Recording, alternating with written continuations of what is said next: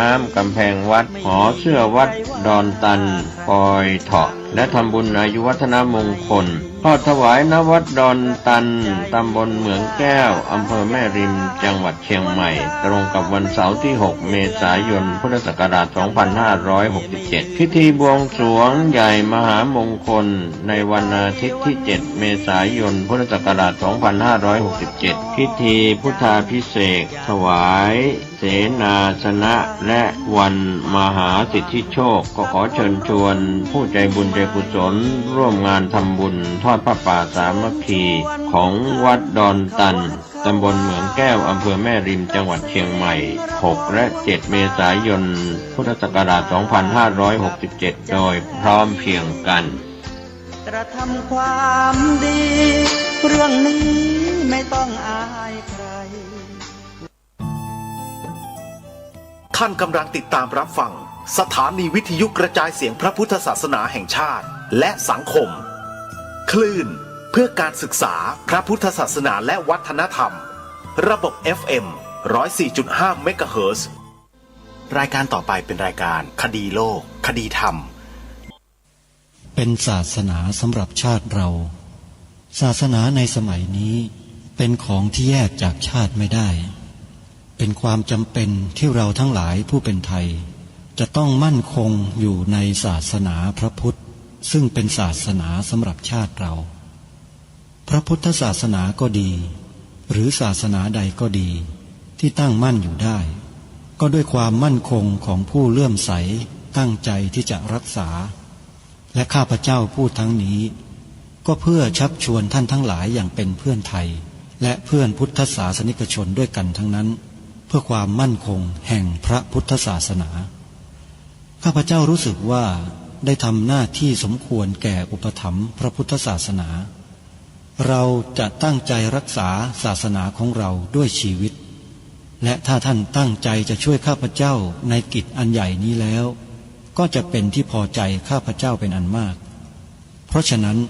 เป็นหน้าที่ของเราทั้งหลายที่จะช่วยกันบำรุงรักษาพระพุทธศาสนาอย่าให้เสื่อมสูญไปการที่จะบำรุงพระพุทธศาสนาเราต้องรู้สึกก่อนว่าหลักของพระพุทธศาสนาคืออะไรเราจะถือว่าเราเป็นไทยด้วยกันหมดเราจะต้องรักษาความเป็นไทยของเราให้ยั่งยืนเราจะต้องรักษาพระพุทธศาสนาให้ถาวรวัฒนาการอย่างที่เป็นมาแล้วหลายชั่วโคตรของเราทั้งหลายพระบรมราโชวาทของพระบาทสมเด็จพระมงกุฎเกล้าเจ้าอยู่หัวรัชกาลที่ 6พระบรมราโชวาทก็ดีพระราชนิพนธ์ก็ดีหรือพระบรมราชโองการของพระมหากษัตริย์ถือเป็นบทบัญญัติแห่งกฎหมายทั้งหมดทั้งสิ้นการบัญญัติให้พระพุทธศาสนาเป็นศาสนาประจำชาติไทยไว้ในรัฐธรรมนูญจึงเป็นสิ่งที่ถูกต้องทั้งกฎหมายและทางโบราณราชประเพณีการบัญญัติให้พระพุทธศาสนาเป็นศาสนาประจำชาติไทยไว้ในรัฐธรรมนูญย่อมเป็นหลักค้ำประกันให้กับประชาชนคนไทยว่าตนได้ปฏิบัติตามกฎหมายอย่างแท้จริงการบัญญัติให้พระพุทธศาสนาเป็นศาสนาประจำชาติไทยไว้ในรัฐธรรมนูญมิได้เป็นการลิดรอนสิทธิเสรีภาพของผู้ใดแต่เป็นการยืนยันความจริงตามกฎหมายและประวัติศาสตร์ชาติไทยการบัญญัติให้พระพุทธศาสนาเป็นศาสนาประจำชาติไทยไว้ในรัฐธรรมนูญจะทำให้พระพุทธศาสนาได้รับการอุปถัมภ์และคุ้มครองจากรัฐดุจเดียวกันกับที่องค์พระมหากษัตริย์ทรงกระทำมาการบัญญัติให้พระพุทธศาสนาเป็นศาสนาประจำชาติไทยไว้ในรัฐธรรมนูญจะป้องกันพระพุทธศาสนาไม่ให้ถูกลัทธินิกายนอกศาสนากระทำการใดๆได้ด้วยอุบายต่างๆนานาการบัญญัติให้พระพุทธศาสนาเป็นศาสนาประจำชาติไทยไว้ในรัฐธรรมนูญจะทำให้สังคมไทยมีแต่ความสุขร่มเย็นเป็นธรรมทั้งต่อคนศาสนาอื่นและคนสัญชาติอื่นได้อย่างแท้จริง ถ้าไม่บัญญัติให้พระพุทธศาสนาเป็นศาสนาประจำชาติไทยไว้ในรัฐธรรมนูญในอนาคตประเทศไทยจะต้องตกอยู่ในสถานะเดียวกันกับพื้นที่3 จังหวัดชายแดนภาคใต้อย่างแน่นอนพระบรมราโชวาทพระบาทสมเด็จพระเจ้าอยู่หัวในมหาสมาคมณพระที่นั่งอมรินทร์วินิจฉัยในพระบรมมหาราชวังโดยที่พระพุทธศาสนาเป็นศาสนาประจำชาติของเราทั้งตามความศรัทธาเชื่อมั่นของข้าพเจ้าเองก็เห็นเป็นศาสนาที่ดีศาสนาหนึ่งเนื่องในบรรดาสัจธรรมคำสั่งสอนอันชอบด้วยเหตุผลจึงเคยคิดอยู่ว่าถ้าโอกาสอำนวยข้าพเจ้าควรจะได้บวชสักเวลาหนึ่งตามราชประเพณีซึ่งจะเป็นทางสนองพระเดชพระคุณพระราชบูรพการีตามคตินิยมด้วยและนับตั้งแต่ข้าพเจ้าได้ครองราชย์สืบสันตติวงศ์ต่อจากสมเด็จพระเชษฐาธิราชก็ล่วงมากว่า10 ปีแล้วเห็นว่าน่าจะถึงเวลาที่ควรจะทำตามความตั้งใจไว้นั้นแล้วประการหนึ่งอันหนึ่งการที่องค์สมเด็จพระสังฆราชหายประชวรมาได้ในคราวประชวรครั้งหลังนี้ก่อให้เกิดความปีติยินดีแก่ข้าพเจ้ายิ่งนักได้มาคำนึงว่าถ้าในการอุปสมบทของข้าพเจ้าได้มีองค์สมเด็จพระสังฆราชเป็นพระอุปชาแล้วก็จะเป็นการแสดงออกซึ่งความศรัทธาเคารพในพระองค์ท่านของข้าพเจ้าได้อย่างเหมาะสมอีกประการหนึ่งจึงได้ตกลงใจที่จะบรรพชาอุปสมบทในวันที่22 เดือนนี้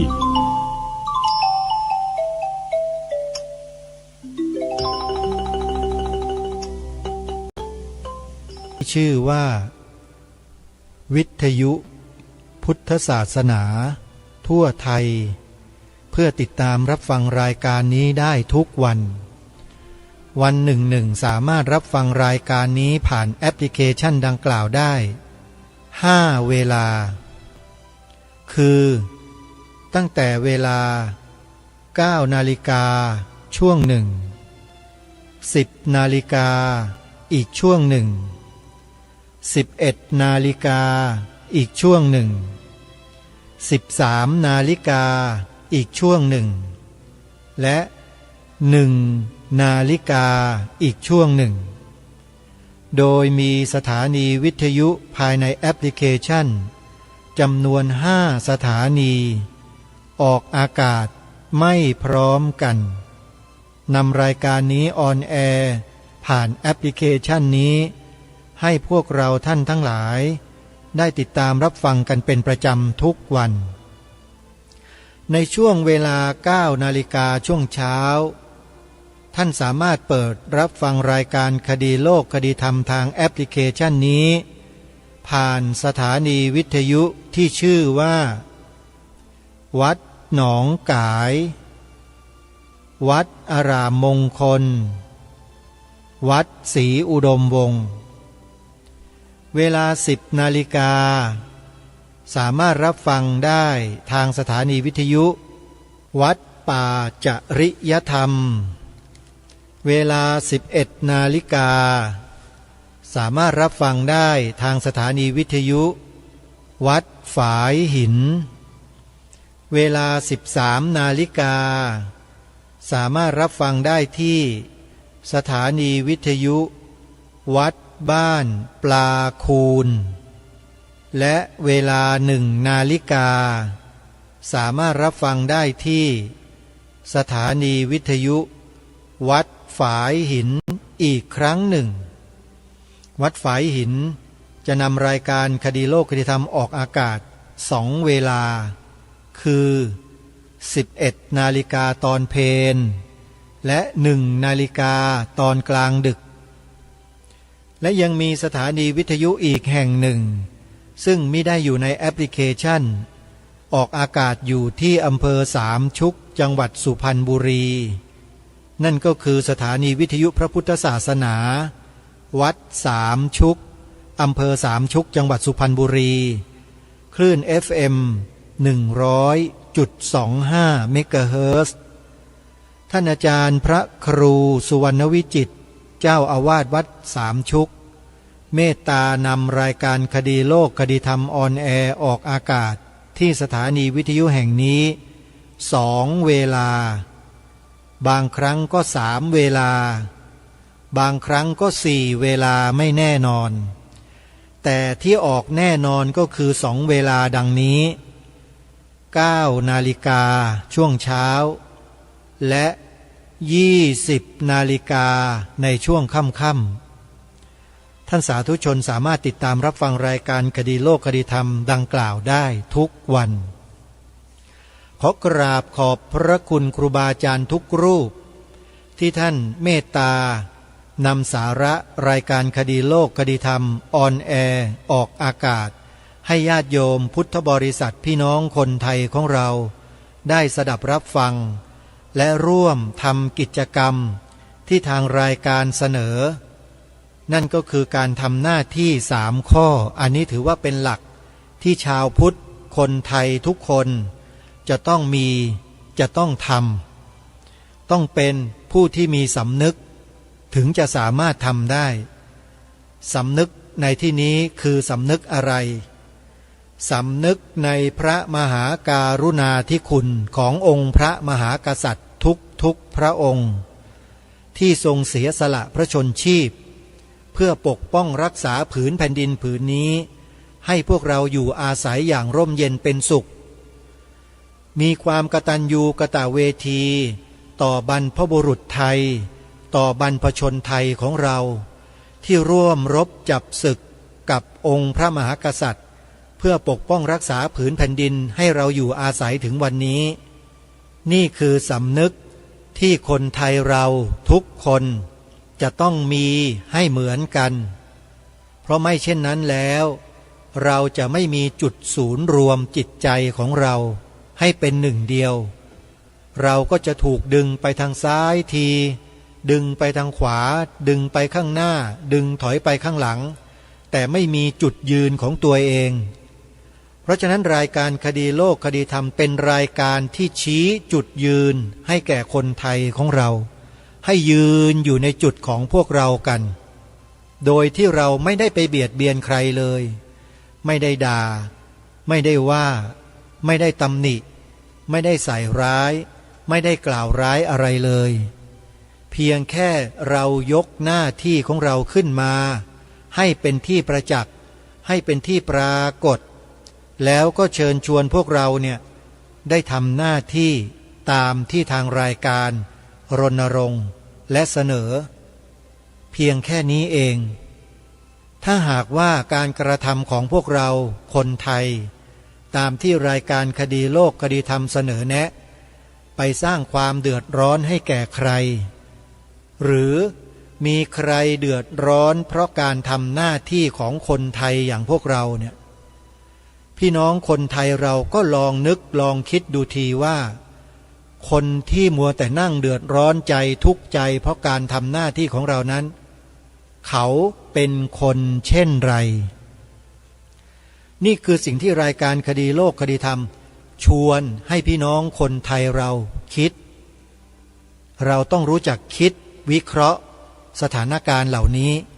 ซึ่งมันมีมาตั้งแต่อดีตจนถึงปัจจุบันนี้และมันก็จะเป็นอย่างนี้ไปถึงอนาคตถ้าเราไม่ยืนอยู่บนจุดยืนของความเป็นไทยของเราเดี๋ยวเราก็เซแล้วล้มไปในที่สุดความเป็นไทยของเราก็จะไม่มีหลงเหลือให้ลูกหลานรุ่นต่อไปได้สืบสารรักษาต่อยอดกันต่อแน่นอนหมดเคยยกตัวอย่างแล้วเหมือนกับบางพื้นที่ในประเทศไทยที่ชาวพุทธที่คนไทยแท้ๆอยู่ไม่ได้ถูกไล่ฆ่าถูกทำร้ายชีวิตพระสงฆ์พระเสริงถูกฆ่าเห็นหรือยังท่านนี่ไม่ได้ไปยกตัวอย่างที่อื่นนะบนผืนแผ่นดินไทยของเราแท้ๆยังเกิดเหตุการณ์นี้ขึ้นเลยแล้วยิ่งตอนนี้ด้วยเนี่ยมันไม่ได้อยู่แค่พื้นที่ตรงนั้นแล้วสิแนวคิดวัฒนธรรมทางความคิดที่ต้องการจะฆ่าต้องการจะล้างเนี่ยมันระบาดไปอยู่ณจุดใดของประเทศไทยของเราบ้างแล้วท่านทราบหรือไม่อันนี้แหละคือที่รายการแนะนำให้เราไปศึกษาเรียนรู้ดูข้อมูลเพิ่มเติมจากเว็บไซต์ จากคลิปวิดีโอของช่อง YouTube ต่างๆที่ทางรายการแนะนำเพราะไม่เช่นนั้นแล้วท่านก็จะมาทึกทักว่ารายการคดีโลกคดีธรรมอยู่นั่นแหละว่าเป็นรายการยุแยงตะแคงรั่วเป็นรายการสร้างความแตกแยกบ้างเป็นรายการที่ไม่มีสาระบ้างเราก็จะไปหลงเชื่อคนที่พูดจาแบบนี้กันถ้าเราไม่ไปศึกษาหารู้เรียนรู้ดูข้อมูลที่ทางรายการแนะนำเนี่ยท่านก็จะไม่เข้าใจรายการนี้เลยก็จะกล่าวหารายการนี้ตามพวกนักสร้างวาทกรรมเหล่านั้นน่ะที่มาหลอกลวงพวกเราคนไทยให้ไปติดกับนั่นแหละโยมมีเยอะเลยในโลกโซเชียลเนี่ยเพียบเลยโยมคอยดึงเอาคนไทยเราไปหลงติดกับวาทกรรมความแตกแยกบ้างสร้างความแตกแยกบ้างไอ้นู่นไอ้นี่บ้างสารพัดสารเพที่สร้างกันขึ้นมาแล้วก็ทำให้คนไทยที่หลงไหลเคลิบเคลิ้มสื่อแมลงวันเหล่านี้ก็กลายไปเป็นพวกของเขาไปเป็นด้ามให้เขาจับแล้วก็มาฟันพวกเดียวกันเองอันนี้เป็นข้ออุปมาให้พวกเราคิดไม่ได้ไปกล่าวร้ายใครไม่ได้ไปทำร้ายใครเลยเพียงแค่มาสะกิดใจให้พวกเราได้สำนึกให้คิดกันให้ได้อย่าหลงกลฝ่ายศัตรูเหมือนอย่างที่เคยเป็นมาให้เราหยุดฉุกคิดสักนิดหนึ่งเถอะว่าทำไมคนเหล่านั้นจึงพยายามสร้างกระแสวาทกรรมให้เราหลงเชื่อไปแบบง่ายๆแล้วเราก็หลงเชื่อกันง่ายซะด้วยเวลาทางรายการคดีโลกคดีธรรมหยิบยกสิ่งที่บรรพบุรุษบรรพชนของตนเองแท้ๆมากล่าวมาแสดงแล้วชวนให้กันสืบสารรักษาต่อยอดพวกเรากลับโวยวายกันไม่พอใจกันบ้างสบถกลับมาบ้างกล่าวร้ายป้ายสีบ้างอะไรต่างๆมากมายตรงนี้คืออะไรอันนี้เราต้องคิดให้ได้ต้องหาจุดลงตัวให้ได้ท่านผู้ฟังอย่าคิดตามสื่อแมลงวันที่มาตอมเอาเชื้อมาใส่หูเราทุกวันทุกวันทุกวันอย่าหลงเชื่อง่ายๆขอบอกนะเดี๋ยวจะกลายเป็นพวกเดียวกับเขาไปโดยไม่รู้ตัวแล้วก็จะหันมาทำลายพวกเดียวกันเหมือนอย่างที่เคยเป็นอยู่ตอนเนี้ยไอ้คนไทยเรานี่แหละที่นับถือศาสนาพุทธเหมือนเราด้วยแต่คำพูดคำจาเหมือนกับศัตรูของเราเลยทุกอย่างเลยวิธีการพิสูจน์ทราบทำยังไงทำ3 ข้อที่ทางรายการแนะนำเนี่ยแล้วท่านจะสามารถพิสูจน์คนเหล่านั้นได้เลยว่าเขาติดเชื้อในกระแสจิตหรือเปล่าติดเชื้อกับพวกสื่อแมลงวันหรือเปล่า3 ข้อนี้แหละที่ให้ทำกันเนี่ยเราจะได้เห็นไงคนในประเทศนี้สามารถพิสูจน์ทราบได้เลยนำคำนี้ไปให้เขากล่าวไปให้เขาพูดถ้าเขาไม่กล่าวไม่พูดเขาปฏิเสธหรือเขานิ่งๆเฉยๆตั้งข้อสังเกตดูติดตามดูเขาต่อไปแล้วเอาข้อที่2โยนให้เขาเอาข้อที่2สิคุณลองว่าสิเนี่ยคุณว่าใช่ไหมหรือไม่ใช่ยังไงพอเขาเห็นข้อที่2ของเราเนี่ยถ้าเกิดไม่ใช่พวกเราจริงติดเชื้อในกระแสจิตจริงๆเนี่ยนะโอ้โหปฏิเสธพันละวันเลยไม่ได้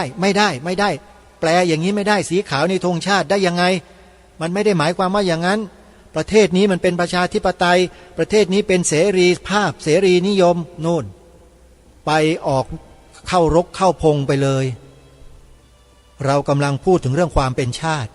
แต่พวกนี้เอาประชาธิปไตยเอาสิทธิเสรีภาพขึ้นมากล่าวอ้างแล้วปฏิเสธในสิ่งที่เราทำเห็นไหมฮะเสรีประชาธิปไตยเอามาจากไหนเอามาจากพวกคณะราษฎรที่ยึดพระราชอำนาจรัชกาลที่7มาครองอำนาจกันเองแล้วทำบ้านเมืองเป็นยังไงบ้างโดยเฉพาะทำให้ศาสนาพุทธของเราเป็นยังไงบ้างต้องไปศึกษาข้อมูลเหล่านี้ให้ดีโดยเฉพาะเรื่องนี้นะฮะคณะราษฎรเนี่ยท่านต้องไปดูในเว็บไซต์ของสุรศรีหะ .com ท่านพิมพ์เข้าไปเลยใน Google เนี่ยพิมพ์เป็นตัวอักษรภาษาอังกฤษนะฮะSURASIHA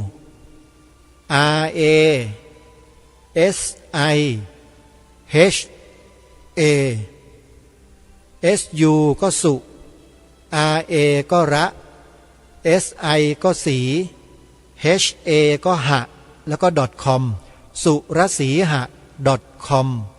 ไปดูได้เลยเขาหยิบยกเอาเรื่องการเปลี่ยนแปลงการปกครองเมื่อ 2475 มาเรียงรายเอาไว้ให้เราเห็นบรรยากาศในสมัยนั้นชัดเจนและบรรยากาศเมื่อปี 2475 นั้นทำให้พระบวรพุทธศาสนาของประเทศไทยของเราเป็นอย่างไรมาจนถึงวันนี้ท่านต้องไปดูในเว็บไซต์ดังกล่าวแล้วท่านจะทราบ www.surasiha.com และถ้าจะดูสถานการณ์ปัจจุบันสดร้อนในเรื่องเดียวกันที่มีความเกี่ยวโยงถึงกันเนี่ยนะต้องไปดูคลิปของช่อง YouTube ที่ชื่อว่าสมาคมปกป้องพระพุทธศาสนาแห่งประเทศไทยสมาคมปกป้องพระพุทธศาสนาแห่งประเทศไทยและในวันที่ผ่านมารวมถึงวันนี้เนี่ย2 วันนี้นะนายกสมาคมปกป้องพระพุทธศาสนาประเทศไทยที่เป็นสตรีที่เป็นผู้หญิงคนเดียวเนี่ยนะขึ้นศาลแถลงต่อศาลกรณีที่เกี่ยวข้องกับบุคคลที่อ้างตัวว่าอย่างน้นอย่างนี้อย่างนั้นอย่างนั้นแล้วเสร็จแล้วก็ไปปลุกปั่นปลุกระดมกลุ่มพวกพ้องตนเองให้มาทำร้ายเขาก็ฟ้องคนนั้นแล้วกำลังเป็นเรื่องเป็นราวเป็นคดีความกันอยู่ใครจะไปให้กำลังใจก็ไปได้นะโยม15 16 2 วันเนี้ยเขากำลังแถลงต่อศาลวันนี้แต่เป็นเวลาเมื่อไหร่ไม่ทราบน่าจะเป็นช่วงบ่ายก็ลองติดตามข่าวสารข้อมูลทางช่องนี้ดูนะถ้าอยากติดตามสถานการณ์ปัจจุบันโยมเข้าไปใน YouTube แล้วพิมพ์คำว่าสมาคมปกป้องพระพุทธศาสนานี่ถ้าหากอาตมามีเวลานี่จะจัดสัมมนาให้ศึกษาเล่าเรียนเรื่องโลกโซเชียลกันสักหน่อยก็ดีอย่างน้อยๆเนี่ยโยมเปิดเว็บไซต์เป็นค้นหาเป็นอ่านเป็น YouTube ก็เหมือนกันค้นหาเป็นสามารถที่จะกดเลือกเมนูต่างๆเป็นเข้าออกไปในระบบเป็นเนี่ยอยากจะสอนอยากจะบอกกันจังเลยเพราะหลายคนอาตมาเชื่อว่าเข้าไม่เป็นดูไม่เป็นกันทั้งที่เทคโนโลยีเหล่านี้มันใช้ได้อยู่ในมือถือทุกคนแล้วแต่เราใช้กันไม่เป็นเนี่ยโยมมันก็เลยพลาดข้อมูลที่ทางรายการแนะนำก็ต้องคงอาศัยใครรู้ไหมฮะอาศัยพระสงฆ์ครูบาอาจารย์เจ้าคณะพระสังฆาธิการที่ฟังรายการคดีโลกคดีธรรมอยู่เนี่ยแหละครับกดไปดูลิงก์ดังกล่าวแล้วก็คัดลอกลิงก์ครับแชร์ให้ญาติโยมเราเปิดดูง่ายๆต้องช่วยกันนะโยมนะช่วยกันแชร์ช่องเนี้ยให้พี่น้องประชาชนคนไทยเรารีบดูกันให้เร็วๆไม่เช่นนั้นเดี๋ยวจะพลาดโอกาสเพราะสถานการณ์มันกำลังสุกนะมันกำลังสุกนะฮะกำลังสุกนี่ก็หมายความว่ามันกำลังห่ามๆเลยแล้วเดี๋ยวต่อไปมันก็จะสุกพอสุกแล้วมันก็จะห่ามขออภัยพอสุกแล้วมันก็จะงอมแล้วมันก็จะเหี่ยวเฉาเน่าตายไปในที่สุดเพราะฉะนั้นก่อนที่มันจะเหี่ยวเฉาเน่าตายเนี่ยเราต้องรีบไปดูในขณะที่เรื่องราวมันกำลังห่ามอยู่ตอนนี้นะกำลังเข้มข้นเลยนะเข้าไปดูใน YouTube นะคลิปที่มีชื่อว่าสมาคมปกป้องพระพุทธศาสนาขออนุโมทนาสาธุนี่ก็เป็นการปรารภในเบื้องต้นเพื่อย้ำให้พวกเราคนไทยเนี่ยอยู่ในจุดยืนของพวกเราร่วมกันจุดยืนของพวกเราในที่นี้ก็คือจุดยืนที่บรรพชนบรรพบุรุษไทยของเรายืนกันมาโดยตลอดรายการคดีโลกคดีธรรม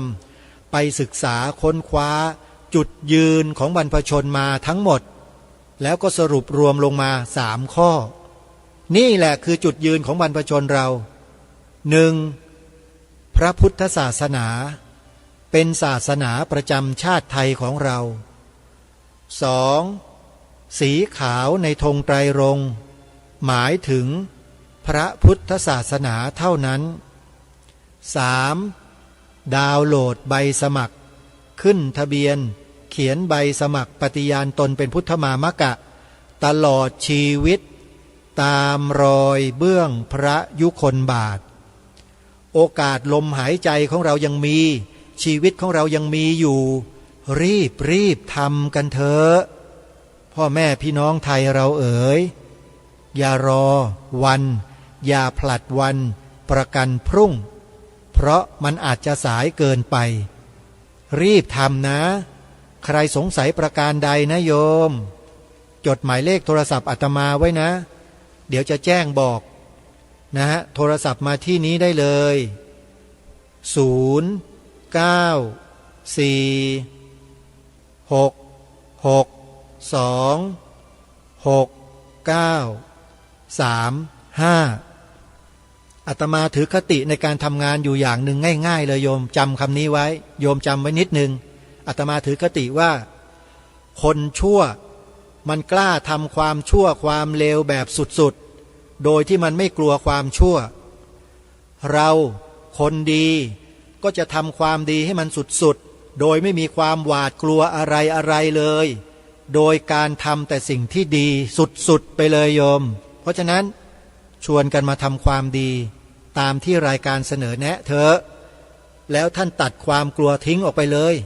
เพราะเราทำความดีไม่ควรกลัวอะไรทั้งนั้นไอ้คนที่มันทำชั่วอยู่เนี่ยมันนั่นแหละอยู่ในฐานะที่ต้องกลัวพวกเราจริงไหม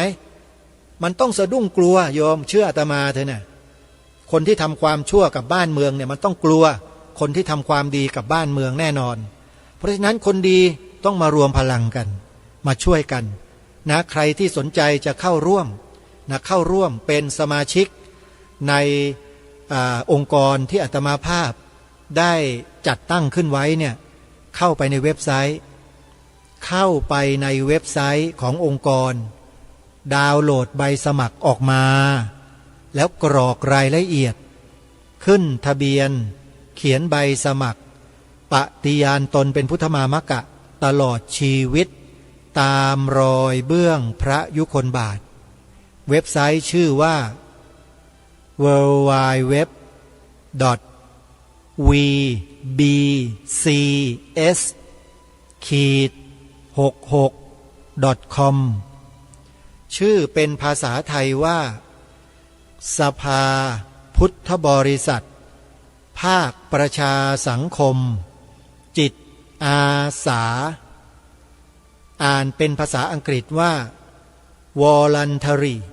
Buddhist Council of Civil Society ย่อ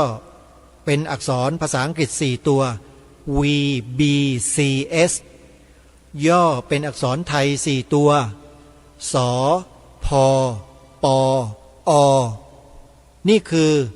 สภาพุทธบริษัทภาคประชาสังคมจิตอาสาวันนี้จะขอประชาสัมพันธ์งานให้กับครูบาอาจารย์ของเรานะโยมใครอยู่ใกล้ที่ไหนขอให้ไปร่วมงานกันที่นั่นนะโยมนะใครใกล้ที่ไหนไปที่นั่นเลยงานทำบุญครบรอบ18ปีสถานีวิทยุพระพุทธศาสนาแห่งชาติประจำจังหวัดเลยวัดป่าจริยธรรม18ปีแล้วที่วัดป่าจริยธรรมตั้งสถานีวิทยุขึ้นมาเมื่อถึงโอกาสถึงงานก็จะทำการทำบุญเฉลิมฉลองกันทุกปีและงานนี้มีการจัดเวทีเสวนาธรรมมีการจัดธรรมาสน์แสดงธรรมกันตั้งแต่ช่วงเช้าของวันที่9มีนาคมโยมวันเสาร์ที่9มีนาคมอย่าลืมไปร่วมงานครบรอบ18ปีสถานีวิทยุวัดป่าจริยธรรมตำบลนาดอกคำอำเภอนาด้วงจังหวัดเลยนะโยมนะไปร่วมบุญกันนะใครจะร่วมทำบุญทอดผ้าป่าสถานีวิทยุกับวัดป่าจริยธรรมนะโยมทอดผ้าป่าร่วมกันโทรศัพท์เข้าไปที่หมายเลขนี้ได้เลย0 8 8 3 3 2 7 5 7 0 0 0 8 3 3 2 7 5 7 0 0และในเดือนเมษายนที่วัดป่าจริยธรรมนี้ที่เดียวกันเนี่ยนะโยมวัดป่าจริยธรรมนะเดือนเมษานะโยมกำหนดจำไว้ในปฏิทินให้ด้วยนะเดือนเมษายนส่วนจะเป็นวันไหนอย่างไรนั้นเดี๋ยวจะมาแจ้งให้ทราบอย่างเป็นทางการอีกครั้งหนึ่งเดือนเมษายนที่วัดป่าจริยธรรมมีกิจกรรมอะไรกิจกรรมหล่อพระประธานวาระที่3ญาติโยมสาธุชนทุกท่านเป็นวาระที่3ของการหล่อพระประธานประจำอุโบสถวัดป่าจริยธรรมแล้วท่านอาจารย์พระครูจริยสารธรรมหรือพระอาจารย์นิรุตนิติสาโรกำหนดให้มีการหล่อพระประธานดังกล่าวในวาระที่3ในเดือนเมษายนนะโยมนะถ้าใครสะดวกนะที่จะร่วมทำบุญหรือเดินทางไปก็สามารถเดินทางไปร่วมงานกันได้นะที่วัดป่าจริยธรรมและในเดือนเมษายนนี้ก็เช่นเดียวกันที่สวนป่าสามัคคีธรรมของอาตมาภาพเนี่ยก็จะมีการจัดสร้างห้องน้ำไว้คอยบริการต้อนรับญาติโยมในเดือนธันวาคมที่จะถึงนี้เพื่อจัดปฏิบัติธรรมครั้งแรกเป็นการจัดงานครั้งแรกเป็นงานเปิดป่าครั้งแรกโยมอาตมาภาพจะเปิดป่าให้ญาติโยมเข้าไปเที่ยวชมแล้วนะในเดือนเมษายนจะต้องสร้างห้องน้ำก่อนได้กำหนดไว้ประมาณ20ห้องนะโยมนะ20ห้องเพื่อให้เพียงพอต่อคณะญาติโยมที่มากันเป็นจำนวนมากๆทำแค่5ห้อง3ห้องไม่พอโยมต้องทำไว้20ห้องโยมมีประโยชน์ต่อญาติโยมทุกคนเลยใครที่จะร่วมบุญกับอาตมานะโยม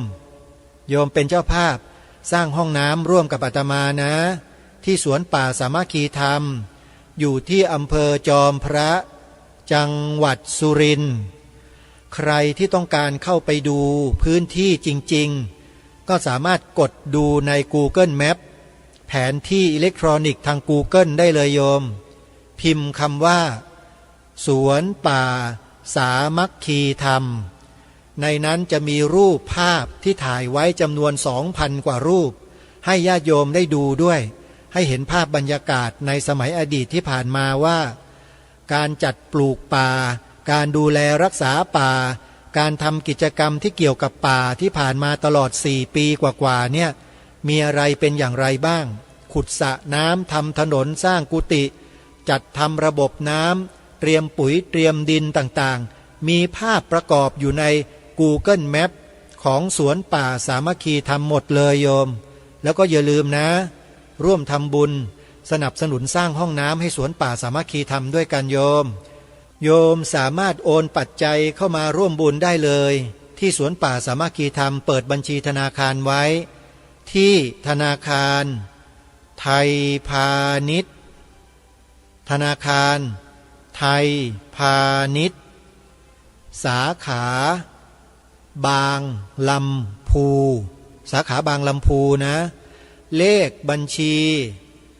114214987ธนาคารไทยพาณิชย์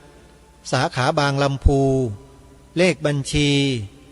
114214987ชื่อบัญชีพระประหลัดนรงฤทธิ์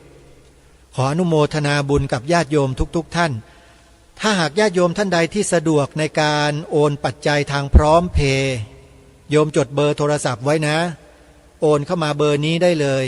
พร้อมเพย์นะโยมหมายเลขพร้อมเพย์094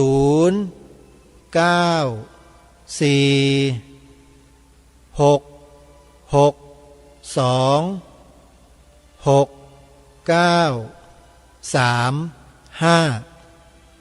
094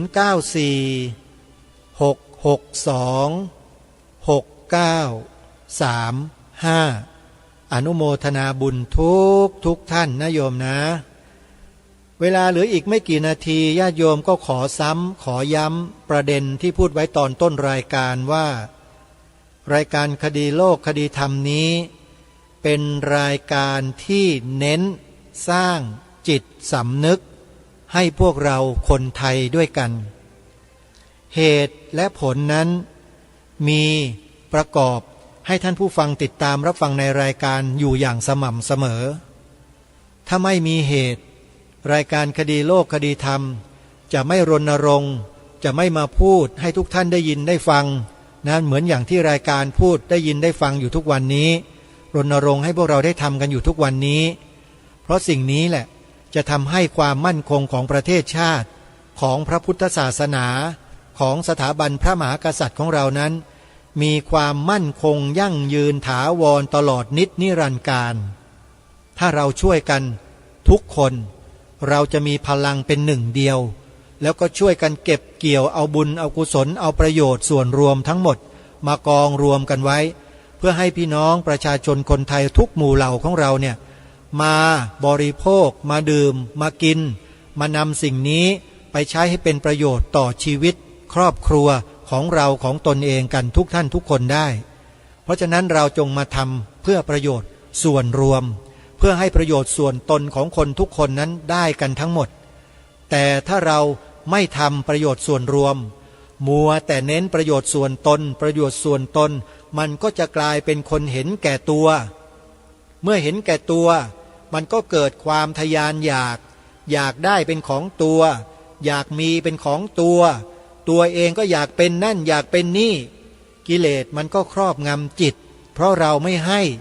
เรามีแต่จะรับความเห็นแก่ตัวนี่คือรับอย่างเดียวไม่เคยคิดจะให้แต่ความเห็นแก่ประโยชน์ส่วนรวมเนี่ยจิตใจมันจะมีแต่ความให้เพื่อส่วนรวมเพราะฉะนั้นรายการนี้จึงมาเน้นให้พวกเราเป็นผู้ให้เสียสละนั่นแหละคือการให้เสียสละประโยชน์ส่วนตนไม่ว่าจะเป็นเรื่องดื่มกินพูดคิดนอนทำอะไรก็แล้วแต่ยอมส่วนตนเอาวางไว้เพื่อส่วนรวมมาก่อนรายการนี้จึงมาเน้นย้ำให้พวกเราทำเพื่อประโยชน์ส่วนรวม3 ข้อตามที่ได้กล่าวไว้ตอนต้นรายการย้ำอีกครั้งหนึ่งเป็นการสรุปรายการวันนี้ว่า3 ข้อที่ทางรายการให้ทำนั้นเป็นไปเพื่อประโยชน์ส่วนรวมโยมไม่ใช่ทำเพื่อส่วนตัวนะส่วนรวม1กล่าวด้วยวจีด้วยวาจาของเราแล้วถ่ายทอดให้คนอื่นลูกหลานเยาวชนเราได้กล่าวตามให้ได้คือคำว่าพระพุทธศาสนาเป็นศาสนาประจำชาติไทยของเราข้อที่2แปลความหมายสีขาวในธงชาติไทยหรือธงไตรรงค์ของเราเนี่ยให้เหมือนกันเป็นมาตรฐานเดียวกันทั้งประเทศคือให้แปลอย่างนี้ว่าสีขาวในธงชาติไทยหมายถึงพระพุทธศาสนาเท่านั้นแปลอย่างนี้เลยถ้าใครแปลนอกเหนือจากนี้ผิดหมดต้องแปลอย่างนี้เท่านั้นถ้าใครมาคัดค้านใครมาพูดจาในลักษณะที่ไม่เห็นด้วยพูดจาลักษณะที่ห้ามไม่ให้พวกเรากล่าวเช่นนี้เนี่ยนั่นแหละเราจะรู้เลยว่าในประเทศนี้มีคนประเภทนี้อยู่เมื่อมีคนประเภทนี้อยู่เราก็ต้องดูต่อไปว่ามีสาวกมีเหล่าบริวารของเขาอยู่ที่ไหนบ้างที่ติดเชื้อในกระแสจิตอย่างที่เขาเป็นนะตรงนี้ต้องคอยสังเกตให้ดีนะโยมเพราะว่าการที่ทางรายการคดีโลกคดีธรรมให้ทำอะไรก็แล้วแต่มีการศึกษาวิเคราะห์ทำการวิจัยส่วนตัวมาแล้วก็เจอในเชิงประจักษ์มาแทบทั้งสิ้นเลยว่ามีปัญหาแน่นอนคนไหนที่มีปัญหากับประเทศไทยมีปัญหากับความเป็นไทยใช้วิธีนี้แหละสีขาวในธงชาติไทยหมายถึงพระพุทธศาสนาเท่านั้นเมื่อเรานำเสนอสิ่งนี้ออกไปรณรงค์สิ่งนี้ออกไปเราจะเห็นคนประเภทนั้นแหละโผล่ออกมาจากหลุมจากลืบ หลบซ่อนตัวอยู่มานาน เราอยู่ด้วยกันมาตั้งนานไม่เคยรู้เลย มารู้เอาอีตอนนี้เองนี่แหละวิธีการล่อแย้ออกจากหลุมโยมนี่คือข้ออุปมานะไม่ได้บอกว่าพวกเขาเป็นแย้นะโยมล่อออกมาให้เห็นหน้าตาเป็นยังไงนั่นนี่แหละคือข้อที่สองข้อสามก็อย่างที่กล่าวไปเมื่อสักครู่ดาวน์โหลดใบสมัครในเว็บไซต์ของสภาพุทธบริษัทภาคประชาสังคมจิตอาสาดาวน์โหลดออกมาทำไมมากรอกใบสมัครเขียนด้วยตัวเองเขียนในช่องว่างที่ให้เขียนนะอันไหนที่บอกว่าเจ้าหน้าที่นะไม่ต้องไปเขียนนะโยมเดี๋ยวเขาจะจัดการเองเขียนเสร็จแนบสำเนาบัตรประชาชนลงชื่อให้เรียบร้อยเซ็นชื่อให้หมดเลยติดรูปถ่าย2 นิ้วติดรูปถ่าย2 นิ้วไว้ด้วย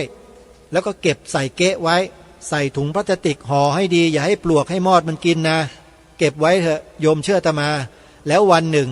พอถึงวันที่คณะทำงานเดินทางไปในจังหวัดของท่าน